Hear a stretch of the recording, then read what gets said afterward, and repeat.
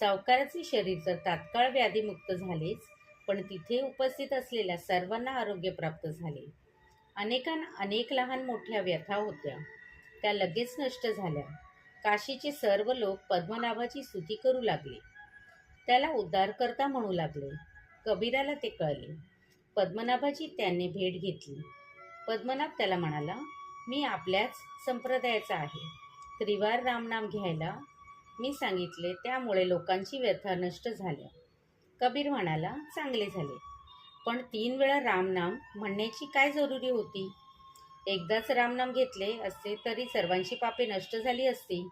तुला माहीत आहे का, वाल्मिकी कवीने शतकोटी श्लोकांचे रामायण लिहिले. शंकराने त्यातील 99,99,99,999 एवढे श्लोक स्वर्ग, मृत्यू व पाताळ या तिन्ही लोकात